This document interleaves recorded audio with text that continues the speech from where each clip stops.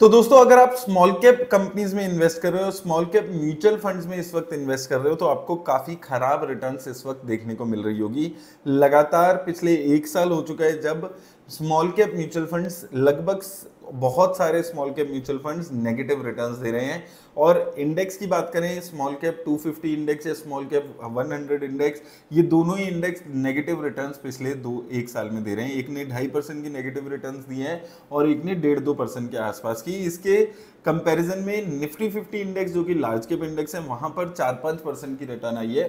तो Nifty 50 index ने पिछले 1 साल में स्मॉल कैप इंडेक्स से बेटर रिटर्न्स जनरेट करके दिए। अब ऐसे में कुछ लोगों के मन में ये सवाल आने लगा है कि क्या स्मॉल कैप म्यूचुअल फंड से निकल जाना चाहिए या फिर अभी और वेट करना चाहिए। तो देखिए, सबसे पहले आपको समझना है कि स्मॉल कैप इंडेक्स में या स्मॉल कैप म्यूचुअल फंड्स में अगर आप इन्वेस्ट कर रहे हैं तो उसमें रिस्क क्या है।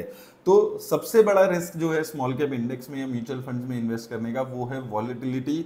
यहाँ पर ऐसा भी आपको देखने को मिल सकता है कि लगातार 3-4-5 सालों से रिटर्न्स ना आए। एक तरफ निफ्टी में लगातार पॉजिटिव रिटर्न्स देख रहे हो आप और स्मॉल कैप इंडेक्स में नेगेटिव रिटर्न। ऐसा जनरली होता नहीं है, लेकिन ये पास्ट हिस्ट्री में ऐसा देखने को मिला है। तो इसलिए मैं आपको बता रहा हूँ कि ऐसा भी हो सकता है कि आपको ऐसा भी कुछ निफ्टी में या इंडेक्स में अगर आप इन्वेस्ट कर रहे हैं तो आपको देखने को मिल जाए। तो अगर आप इन्वेस्ट कर रहे हैं स्मॉल कैप इंडेक्स में या फंड्स में, तो आपको वो जो एक रिस्क है उसको समझ के चलने की जरूरत है। जैसे यहाँ पर अगर मैं स्मॉल कैप 100 इंडेक्स का चार्ट आपको दिखाता हूँ, तो आप देखिए यहाँ पर जून 2014 से लेकर दिसंबर 2015 तक, या इवन यहाँ तक आप देखेंगे जून 2016 तक कोई खास रिटर्न्स नहीं थी और लगभग नेगेटिव रिटर्न्स थी 2 साल तक लगातार। उसके बाद अचानक से चलना शुरू किया और जब चला तो 1 साल में 6 महीने में ही एक जबरदस्त रिटर्न्स दे दी, लेकिन उसके बाद फिर लगातार गिरावट आपको देखने को मिली और यहाँ कोविड के टाइम तक लगातार गिरावट थी। तो लगभग 3 साल तक स्मॉल कैप इंडेक्स में रिटर्न्स नहीं देखने को मिली थी। और ये आप पहले पास में अगर ऐसा आप देख रहे हैं कि हो चुका है, तो ये एक इंडिकेशन है कि ये एक जो नेचर है स्मॉल कैप इंडेक्स का और कंपनीज का, वो ऐसा ही आपको जनरली देखने को मिलता है कि यहाँ पर जबरदस्त वॉलेटिलिटी का सामना आपको करना होता है। अब अगर हम स्मॉल कैप म्यूचुअल फंड्स की बात करें, तो यहाँ पर आप देखेंगे स्मॉल कैप म्यूचुअल फंड्स में टोटल एक्टिव म्यूचुअल फंड्स की अगर हम बात कर रहे हैं तो लगभग total 30 small cap active funds हैं, जिसमें से लगभग 17 फंड्स हैं जो अभी भी नेगेटिव रिटर्न्स आपको देते हुए नजर आ रहे हैं और 14 फंड्स हैं जो नेगेटिव रिटर्न्स दे रहे हैं, 3 फंड्स हैं जो ना के बराबर रिटर्न्स दे रहे हैं। और हाईएस्ट रिटर्न जो कि किसी भी म्यूचुअल फंड ने दी है स्मॉल कैप में पिछले 1 साल में, वो 6.34% के आसपास की है, जो बेस्ट परफॉर्मिंग फंड है स्मॉल कैप कैटेगरी में। इससे फार बेटर रिटर्न्स आपको इस वक्त फ्लेक्सी कैप फंड्स दे रहे हैं जो 10-12% के रिटर्न दे रहे हैं। लार्ज कैप इंडेक्स में ही आपने पैसा लगाया होता तो इसी तरह की रिटर्न्स मिल गई होती। तो ये चीज आपको यहाँ पर समझनी है कि ये जो स्मॉल कैप फंड्स हैं, इनका नेचर ऐसा है कि यहाँ पर हो सकता है आपको रिटर्न्स ना देखने को मिले।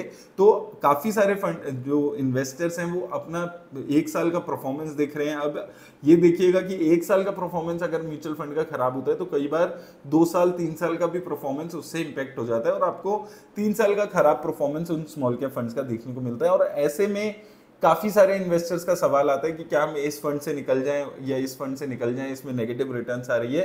तो देखिए, आपको सबसे पहले ये चीज समझनी होगी कि वो जो 2021-22 का फेज था जहां पर 100% की रिटर्न कुछ स्मॉल कैप फंड्स ने दी थी, वो एक वन टाइम चीज थी।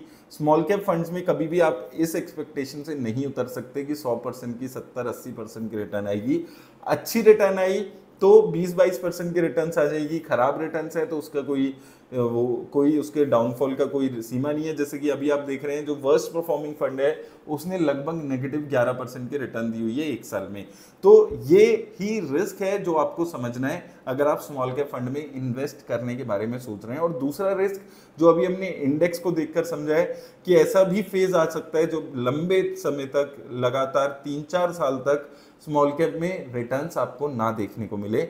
और उस टाइम पे अगर आपकी कन्विक्शन हाई है, आप 10-12-15 सालों के लिए इन्वेस्ट कर रहे हैं और आपको पता है कि आपने उस रिस्क को समझकर ही स्मॉल कैप फंड्स में इन्वेस्ट किया था, तो ही आप स्मॉल कैप फंड्स में टिक पाएंगे। तो इसलिए ये जो शॉर्ट टर्म की फंड्स की रिटर्न्स हैं, इससे घबराने की जरूरत नहीं है। अगर आपका कन्विक्शन 10-12 सालों का है, आपका रिस्क हाई है और आप इस स्मॉल कैप फंड्स की वॉलेटिलिटी को समझते हैं। इंडिविजुअल फंड्स हो सकते हैं 2-4 जो खराब रिटर्न्स दे रहे हैं, जो लेकिन वहां पर भी आपको एक चीज समझनी है, जो फंड्स कंसिस्टेंटली पिछले 5-7 सालों से खराब रिटर्न्स दे रहे हैं और वो इस साल भी खराब रिटर्न दे रहे हैं, ऐसे फंड से निकलने की जरूरत है। मैंने सेपरेटली एक वीडियो इस पे बनाई हुई है, कौन से स्मॉल कैप फंड्स हैं जिसमें आपको निकलना है।